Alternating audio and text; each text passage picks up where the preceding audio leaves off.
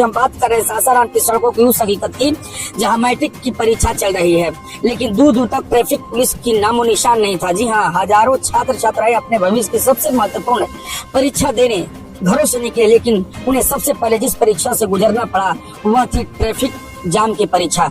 दर्शकों, सुबह का समय शहर के प्रमुख चौराहे, पोस्ट ऑफिस चौक, कलेक्ट्रेट मोड़, रेलवे स्टेशन, धर्मशाला रोड और लालगंज नहर, हर तरफ सिर्फ जाम की ही और हॉर्न तेज की जो है आवाज है। दर्शकों, आप घबराए नहीं और समय पर परीक्षा केंद्र पहुंचने की जद्दोजहद भी था, लेकिन इस पूरे दृश्य को जो सबसे ज्यादा चुभ रही है वह थी ट्रैफिक पुलिस की गैर मौजूदगी। दूर दूर तक एक भी ट्रैफिक पुलिस कर्मी नजर नहीं आया, न कोई बैरिकेडिंग थी, न कोई डायवर्सन था, न कोई कंट्रोल था। मैट्रिक की परीक्षा कोई अचानक घोषित कार्यक्रम नहीं है। तारीखें सबसे पहले तय थी, केंद्रों की सूची पहले से जारी थी, छात्रों की संख्या प्रशासन के पास उपलब्ध थी, फिर भी ऐसे लगा मानो शहर को इस दिन के लिए तैयार ही नहीं किया गया था। कई अभिभावक ने बताया कि वे सुबह से समय से पहले घर से निकले थे, लेकिन जाम इतना लंबा था कि वाहन रेंग रेंग कर चल रहे थे। कुछ छात्र पैदल दौड़ते हुए परीक्षा केंद्र की ओर जाते दिखे, कुछ ऑटो और बाइक से उतरकर भीड़ में रास्ता बनाते नजर आए।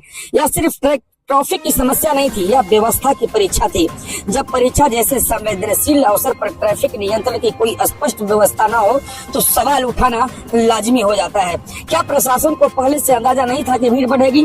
क्या अतिरिक्त पुलिस बल की तैनाती नहीं हो सकती थी? क्या भारी वाहनों पर अस्थायी रोक नहीं लगाई जा सकती थी? अगर किसी बड़े नेता का काफिला गुजरता तो बात क्या थी, वह हाल में एकदम पूरा क्लियर रहता। शायद यह ऐसा नहीं है, लेकिन आज जब हम आम जनता के छात्र सड़क पर थे तो व्यवस्था पूरी तरह से गायब दिखी। सासाराम जैसे महत्वपूर्ण शहर में जहां हर साल हजारों छात्र परीक्षा देते हैं, जहां इस स्तर की लापरवाही कई सवाल खड़े करती है।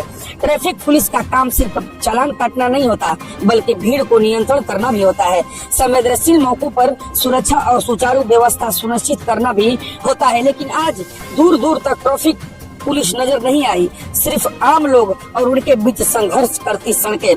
कई अभिभावक ने नाराजगी जताई और उनका कहना था कि बच्चों का भविष्य दांव पर था और प्रशासन कहीं दिखाई नहीं दे रहा था। कुछ लोगों यह भी कहना था कि अगर कोई वीआईपी कार्यक्रम होता तो पूरी सड़क खाली करा दी जाती। यह तुलना अपने आप में एक बहुत कुछ कहती है।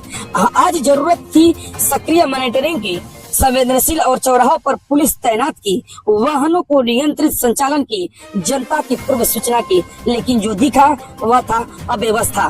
मैट्रिक परीक्षा सिर्फ एक परीक्षा नहीं है, यह लाखों परिवारों के सपनों से जुड़ी होती है। एक मिनट भी देरी छात्र के मन के तनाव पैदा कर सकती है, और जब वह देरी प्रशासनिक लापरवाही की वजह से हो तो स्थिति और गंभीर हो जाती है। यह रिपोर्ट किसी एक व्यक्ति के विभाग को निशाना बनाने के लिए नहीं है, बल्कि उस व्यवस्था पर सवाल उठाने के लिए है जो परीक्षा जैसे महत्वपूर्ण अवसर पर भी सतर्क नहीं दिखी। आज का सवाल सीधा है दर्शकों, क्या आने वाले दिनों में अव्यवस्था सुधरेगी? क्या परीक्षा के शेष दिनों में ट्रैफिक नियंत्रण मजबूर किया जाएगा? क्या प्रशासन इस स्थिति से सबक लेगा? सासाराम की सड़कों से उठ रही आवाज सिर्फ शिकायत नहीं है, बल्कि एक अपील है। बच्चों के भविष्य से जुड़े दिनों में प्रशासनिक तैयारी कागजों तक सीमित न रहे, बल्कि जमीन पर भी